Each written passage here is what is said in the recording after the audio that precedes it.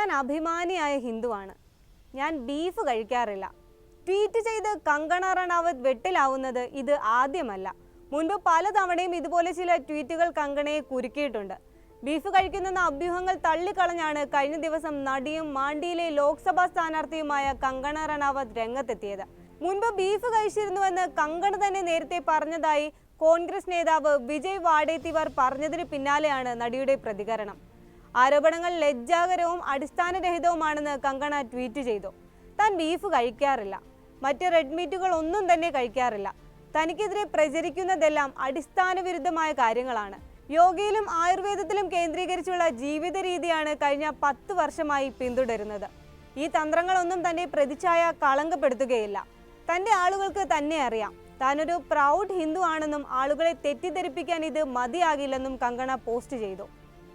എന്നാൽ ഈ പോസ്റ്റിന് പിന്നാലെ കങ്കണയുടെ പഴയ ഒരു ഇന്റർവ്യൂ പുറത്തുവിട്ടിരിക്കുകയാണ് ഫാക്ട് ചെക്കിംഗ് മാധ്യമപ്രവർത്തകനായ മുഹമ്മദ് സുബൈർ.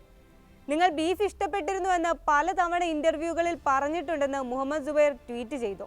കങ്കണയുടെ അഭിമുഖത്തിന്റെ ഭാഗങ്ങളും ട്വീറ്റിൽ ഉൾപ്പെടുത്തിയിട്ടുണ്ട്. ബീഫോ മറ്റെന്തെങ്കിലും മാംസമോ കഴിക്കുന്നതിൽ ഒരു തെറ്റുമില്ലെന്ന് കങ്കണ 2019 മെയ് 24 എക്സിൽ കുറിച്ചിരുന്നു. 8 വർഷങ്ങൾക്ക് മുൻപാണ് കങ്കണ വെജിറ്റേറിയൻ ആയതെന്നും ഇതിൽ പറയുന്നുണ്ട്. ബീഫും സ്റ്റീക്കും കഴിക്കുന്നത് അമ്മ വിലക്കിയിരുന്നെങ്കിലും താൻ കഴിച്ചിരുന്നുവെന്നും കങ്കണ ഒരു അഭിമുഖത്തിൽ പറഞ്ഞിരുന്നു. മഹാരാഷ്ട്രയിലെ മുതിർന്ന കോൺഗ്രസ് നേതാവ് വിജയ് വാഡേത്തിവാരാണ് ആദ്യം കങ്കണ ബീഫ് കഴിക്കുമെന്ന് പറഞ്ഞത്. കങ്കണയുടെ പഴയ ട്വീറ്റുകൾ കുത്തിപ്പൊക്കിയായിരുന്നു കോൺഗ്രസ് നേതാവിന്റെ പ്രസ്താവന. ബീഫ് കഴിക്കുമെന്ന കങ്കണയുടെ ഈ തുറന്നു പറച്ചിൽ വകവെക്കാതെയാണ് BJP ലോക്സഭാ തെരഞ്ഞെടുപ്പിൽ ടിക്കറ്റ് നൽകിയതെന്നും വിജയ് വാഡേത്തിവാർ ആരോപിച്ചിരുന്നു.